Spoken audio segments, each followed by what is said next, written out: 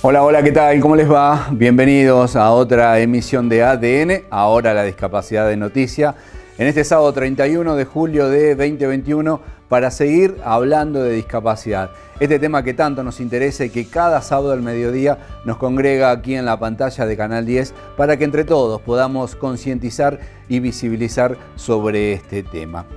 Y hablando de visibilizar, vamos a hablar ahora de una temática que realmente hace tiempo queremos abordar en ADN y que es la sexualidad y la discapacidad.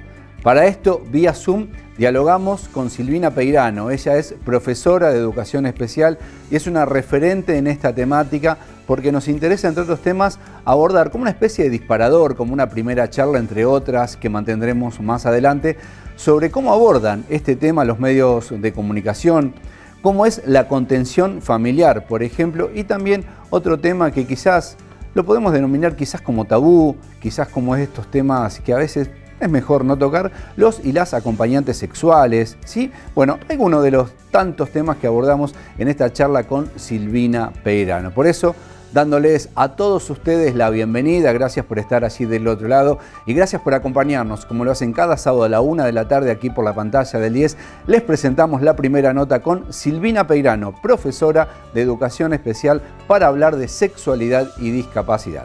La escuchamos.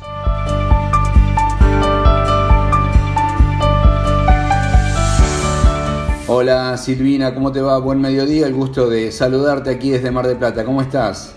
Muy bien, ¿qué tal, Marcos? Gracias por esta invitación.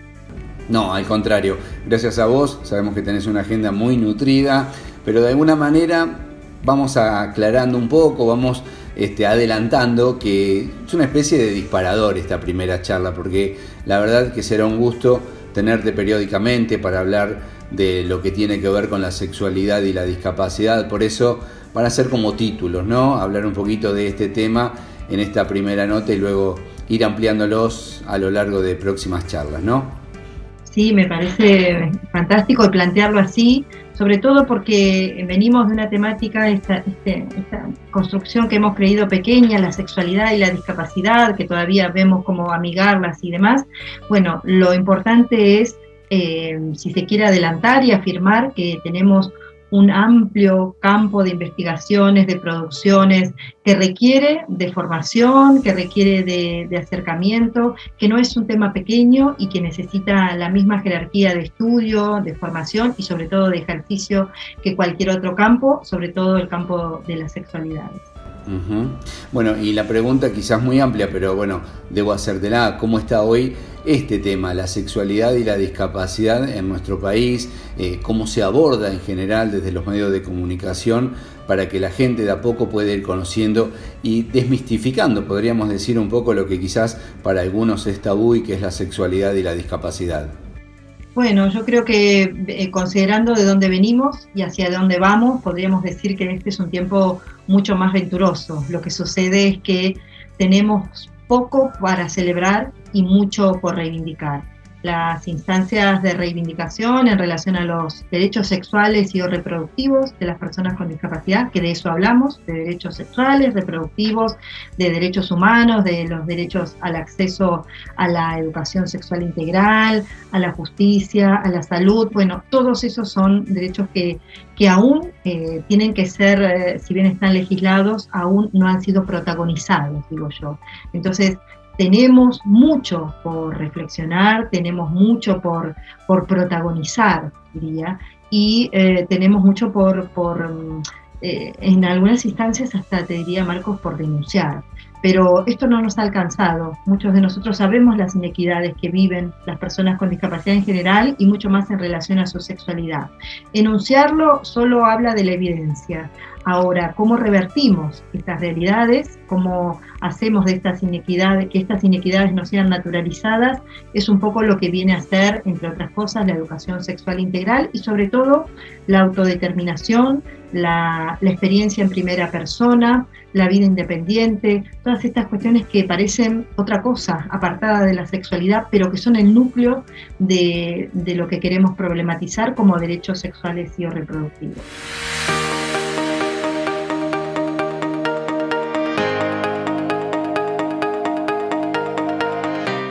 Te comentaba al paso quizás esto de los medios de comunicación, cómo los aborda, cómo ves vos que se trabaja este tema desde los medios de comunicación en nuestro país. Bueno, en este sentido creo que nos seguimos debatiendo entre los mismos binomios que venimos históricamente, ¿no? Una imagen inspiracional de las personas con discapacidad, una imagen fetichizada, y no en positivo, sino en negativo, una representación de la otredad, te diría, ¿no? Nunca como seguimos pensando a las personas con discapacidad como enfermos, como pacientes, como pasivos, y no como ciudadanos y ciudadanas de derecho. Muchas de las reivindicaciones que hacemos en las sociedades en general al colectivo de las personas con discapacidad aún no han llegado. Y los medios de comunicación tienen mucho que ver en este sentido, por lo poco que muestra animal o por lo que parece contrario, pero es parte del mismo proceso segregacionista, por lo que siguen ocultando. Bien, si hablamos de la familia, digo, la familia como acompañamiento, la familia como contención, ¿cómo es el trabajo en general en este año 2021 de la familia de personas con discapacidad en cuanto a la sexualidad? Bueno, yo tengo una postura muy firme, te diría, y muy explícita en relación a las familias. Yo creo que a las familias las hemos juzgado muy mal a lo largo del tiempo, ¿no? Muchos de nosotros profesionales hemos creído que las familias habían hecho mucho o habían hecho poco, habían sobreprotegido o habían dejado en abandono. Y la verdad es que creo que las familias durante esta pandemia han estado muy solas, han estado muy poco acompañadas en todos los sentidos, y te diría desde los derechos más básicos, han tratado de sobrevivir a esta pandemia, muchos de ellos en soledad, y entonces claro, en este sentido, cuando uno lucha por sus necesidades básicas, parece que la sexualidad es un espacio de élite que puede esperar, ¿no? Pero sí que se han, te diría, triplicado las demandas, ¿no? Las consultas en torno a las sexualidades de sus hijos, sobre todo por esto, ¿no? Por el histórico aislacionismo que han protagonizado siempre las personas con discapacidad, pero que esta pandemia ha agudizado muchas de las cuestiones que teníamos como grandes deudas pendientes. Yo creo que justamente hacer un acto de justicia en relación a las personas con discapacidad tiene que ver con la reivindicación de sus sexualidades.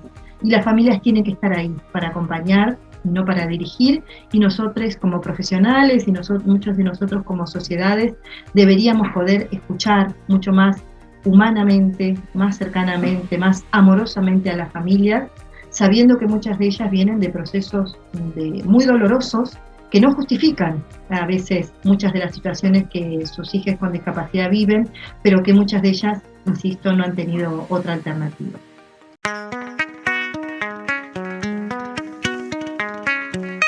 ¿Cómo es la figura del acompañante sexual? Digo, pensando en este tiempo que poco a poco se va conociendo, quizás no haya mucha información.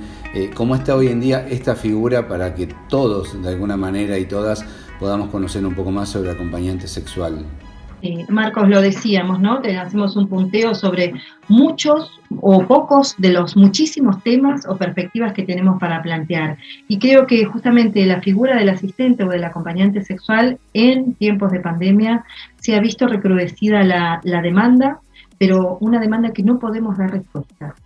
Una demanda que, porque no tiene espacios de habilitación, por un lado, sí de demanda, porque responde a criterios de soledad, de desinformación, ¿no? Y no porque esté en contra de la figura del asistente sexual, sino todo lo contrario, es algo por lo que he venido trabajando mucho, pero a veces se nos torna, bueno, un asistencialismo sexual, ¿no? Descontextualizado del resto, de pensar las sexualidades como un abanico amplio.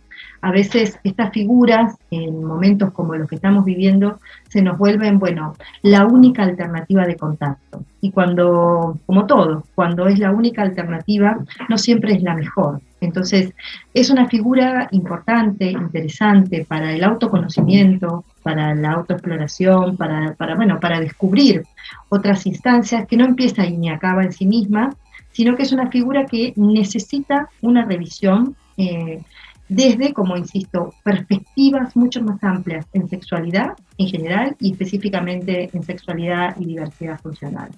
Me imagino los padres, padres y madres, por supuesto, con un hijo o una hija con discapacidad y la falta de información, ¿no? Desde tu vasta experiencia, de tu recorrido en esta temática, digamos, ¿qué le podemos aconsejar a ese padre o a esa madre que está viendo ahora ADN en cuanto a la información? Digo, pensando en una desorientación quizás, ¿no?, que tengamos, de no saber quizás a dónde rumbear. ¿Qué se le puede aconsejar desde tu experiencia para que pueda haber un poco más de información en este sentido? Y bueno, yo tengo que ser honesta con nosotros mismos como profesionales, Marcos, y decir que la verdad que muchas de las familias están llegando a nosotros no para ampliar la información, sino en un periodo de cuando ya el problema está instalado, ¿no? Y cuando este problema se llama sexualidad, estamos en un problema. Muchas de las familias buscan en la vasta cantidad de profesionales que suelen acompañarlos durante su vida biográfica familiar información de este tipo. Sin embargo, no todos los profesionales tomamos esta responsabilidad ética de informar, y no solo de informar, sino de acompañar a las familias durante todo el proceso de crecimiento, de enseñanza-aprendizaje de sus hijos. Entonces, muchas de las familias hoy buscan lugares de respuesta, ya no te diría, Marcos, para ampliar este derecho, para saber cómo acompañar a sus hijos, sino muchas veces, y esto es lo preocupante, para saber qué tienen que hacer para que esto de la sexualidad no avance. Entonces, esta información no es información, yo lo llamo, moralismo sexual. Nosotros como profesionales tenemos la responsabilidad de informar a las familias, de albergar sus preguntas, de hacer derivaciones que en este momento no tenemos, porque esto también, las familias vienen con esta consulta y a veces son consultas que no tienen espacios para ser acogidas. Entonces, por eso es tan importante que desde los inicios las familias no solamente dónde tienen que ir, sino que exijan su derecho a estar informadas, como también exijan sus propios hijos el derecho al acceso a su propia sexualidad. Bueno, te quiero agradecer infinitamente estos minutos, haber hecho un resumen de todo tu conocimiento en 10 minutos, realmente es un gran logro y por supuesto será la primera de otras charlas, Silvina. Bueno, ojalá que así sea y gracias, Marco. Al contrario, gracias a vos, te mando un gran abrazo, Silvina.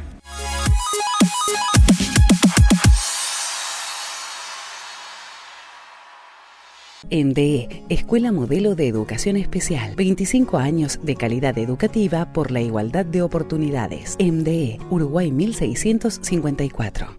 Clínica de Salud Visual. Director médico Dr. Eduardo Gaspari. Evolución en Ciencia y Tecnología. Larrea 2706. Turnos al 0223 493 1124. Arriba Cabrales, arriba Cabrales. Significa buen café. CREDE, institución precursora en el desarrollo del surf adaptado en Argentina, utilizando el deporte y el arte como herramientas de inclusión y desarrollo personal para potenciar la vida independiente. Comunicate con CREDE al 0223 479 4700, Mar del Plata.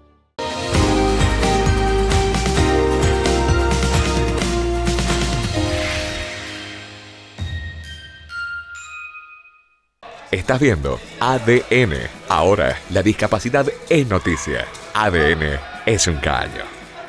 Luego de esta primera pausa comercial vamos a seguir hablando de discapacidad y en este caso del deporte paralímpico. A días nada más de que comiencen los Juegos Paralímpicos en Tokio 2021, vamos a presentarles esta nota que mantuvimos con Martín Pampa Ferrari. Él es el entrenador de la selección argentina de paraciclismo. Realmente una actividad deportiva que hace un tiempo queríamos abordar en ADN y que en este caso lo pudimos hacer vía Zoom con el entrenador de nuestra selección nacional de paraciclismo. Por eso ahora en ADN, Martín Pampa Ferrari hablando sobre el paraciclismo en la Argentina. Lo escuchamos.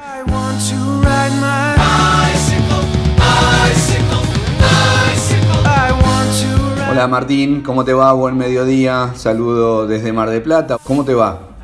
Hola, bueno, buenas tardes. Muy contento de estar dialogando con vos y con expectativa por esta nota que me tiene ansioso. Bueno, en principio contame desde cuándo estás como entrenador y cómo es el trabajo que vienen realizando en esta época de pandemia, Martín. Bueno, contarte que me toca estar a cargo del ciclismo paralímpico.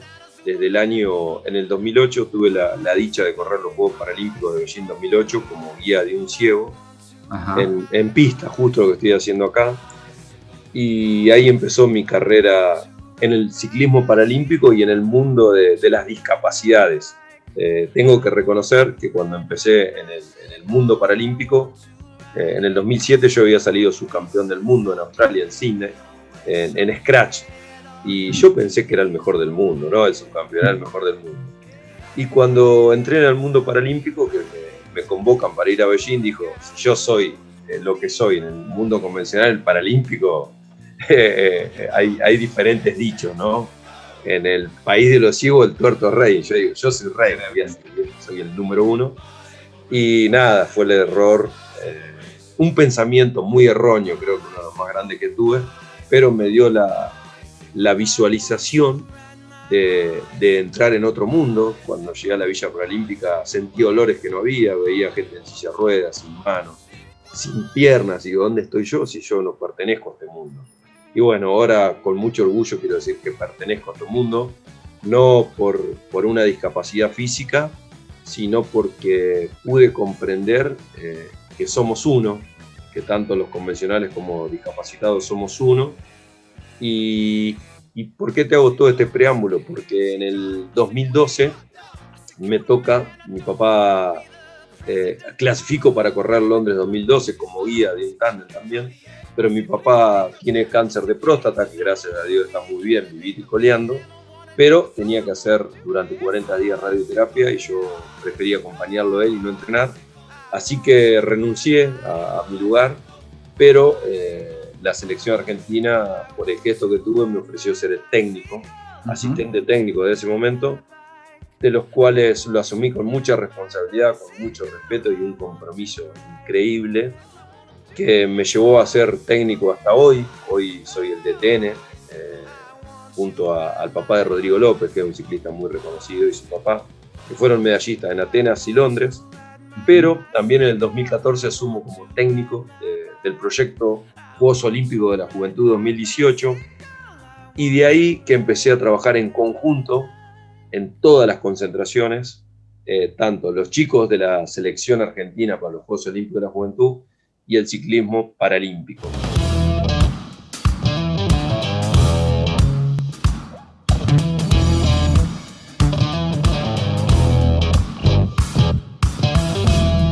Más allá de esta inclusión que estás comentando, que me parece excelente, hablando de la selección paralímpica, digamos, ¿cuántos atletas conforman esta selección argentina? Bueno, eso hoy, mira, cuando arrancamos allá por el año 2008, en el 2011 fueron los primeros Juegos para Panamericanos de ciclismo, de los cuales fuimos solamente 3 atletas. Que logramos una sola medalla. En Toronto ya éramos 5 atletas, que logramos 5 medallas, y ya en Lima 2019, justo donde me encuentro acá en la Villa Paralímpica, ya fuimos 12 atletas, 7 hombres y 5 mujeres, y logramos 9 medallas. Entonces es muy heterogéneo la diversidad de categorías, y la selección argentina creo que la integran todos los deportistas adaptados del país, porque entran y salen las selecciones de todos y todas la componen. Obviamente ahora para Tokio tenemos 2 plazas masculinas clasificadas, que es Rodrigo López, y un tándem masculino que es de un chico ciego de la localidad de Gualeguay, Entre Ríos, con su guía Seba Tolosa de Saladillo, y Mariela Delgado, una chica categoría C5 que tiene una lesión plexobraquial, clasificado para Tokio. Estamos en vías de clasificación. En vías de clasificación no, para ser honesto, pedimos un wildcard, una invitación bipartito para una ciega de San Juan, Majo Quiroga, y su guía, Micaela Barroso de San Vicente. Bien.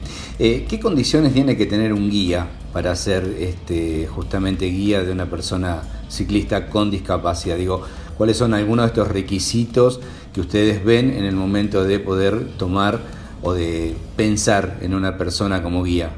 Bueno, yo creo que vos tenés mucha más experiencia que yo en ese sentido. Desde el lado, un guía tiene que ser integral, no que se suba arriba de la bicicleta ande fuerte. El guía tiene que tener la sensibilidad de que está trabajando con una persona que no tiene los recursos visuales que tiene él, desde ayudarlo con la comida, acompañarlo, no ayudarlo, acompañarlo con la comida, acompañarlo en ciertas cosas, de tener esa sensibilidad y ese acompañamiento. Cuando empezamos nosotros solamente nadie se quería subir un tándem, porque no había había la ignorancia que te conté. Hoy cualquier ciclista de elite se quiere subir un tándem, porque sabe que hay un futuro. Hoy el ciclismo adaptado tiene más plaza que el ciclismo convencional para todos.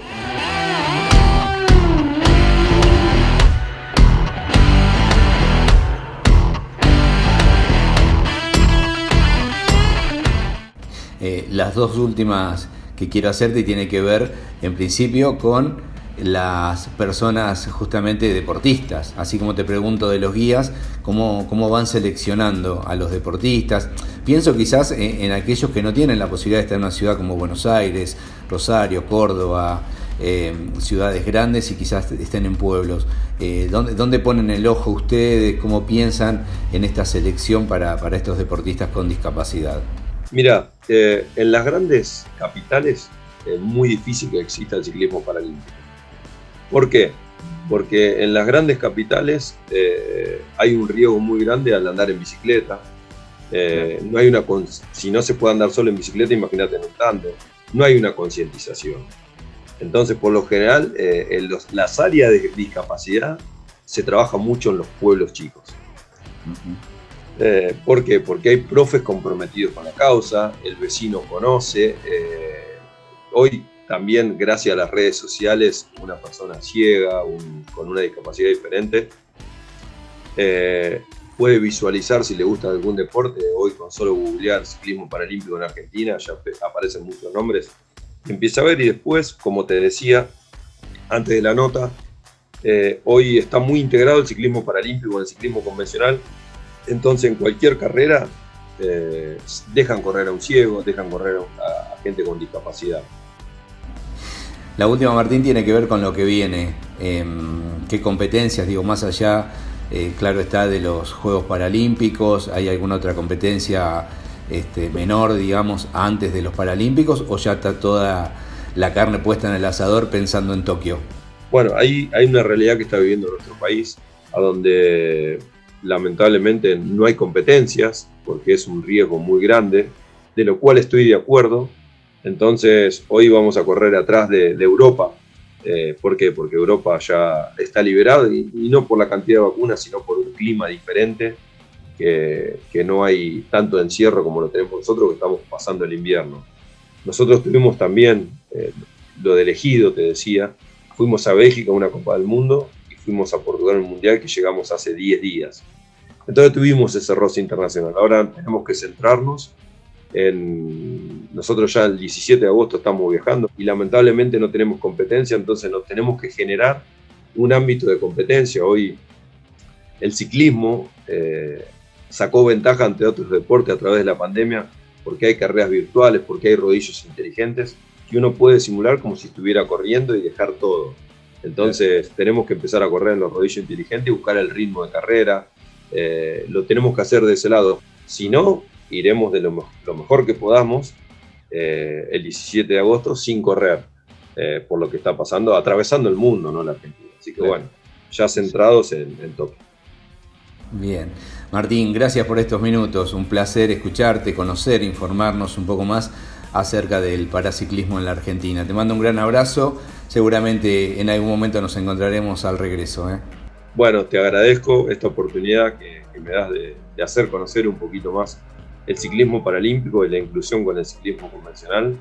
Que somos San Juan, en el 2019 empezó a hacer la Vuelta Inclusiva, y a través de esa, que tuvo tanta visualización de ese evento, en la mayoría del mundo se está haciendo lo mismo, y hoy los mismos técnicos del ciclismo convencional son del ciclismo paralímpico, y eso habla de la verdadera inclusión. Así que muchas gracias por darme la oportunidad de ser la voz del ciclismo paralímpico argentino en el medio que tiene que ver con la discapacidad. Muchas gracias. Al contrario, gracias a vos. Un abrazo. Abrazo.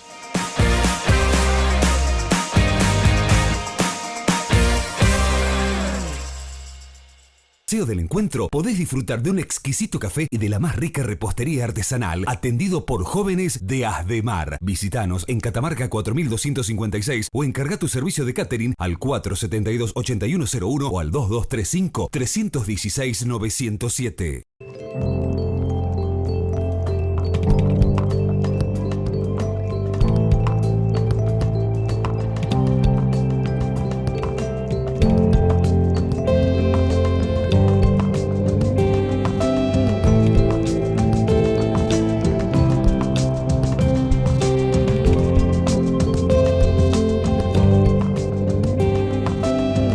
Riadios.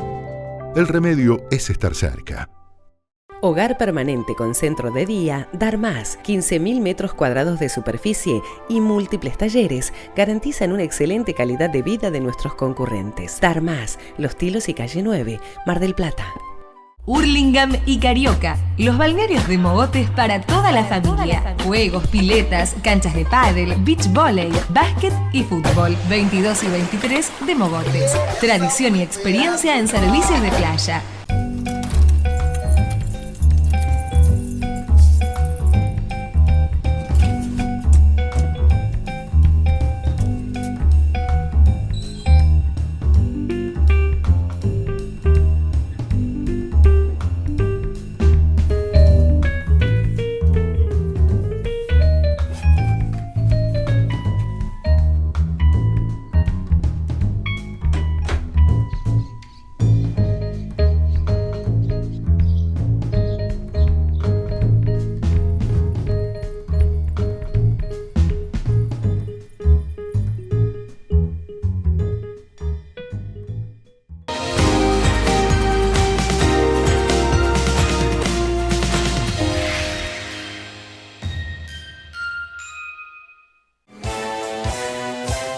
Estás viendo ADN.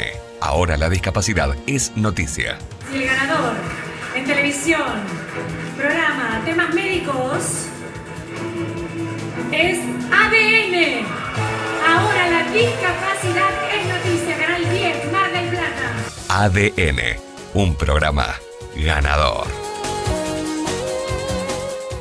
Bien, luego de esta segunda pausa comercial nos vamos, empezamos a despedirnos en este sábado 31 de julio, no sin antes invitarlos a que se suscriban a nuestro canal de YouTube y además nos sigan en nuestras redes sociales. Todo esto simplemente nos buscan como ADN Discapacidad, ¿sí?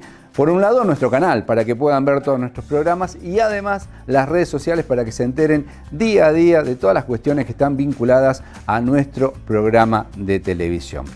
Gracias por estar ahí del otro lado, gracias por acompañarnos. Y si Dios quiere, el próximo sábado a la 1 de la tarde, ya en el mes de agosto, nos volvemos a encontrar aquí por la pantalla del 10. A todos ustedes, gracias por estar.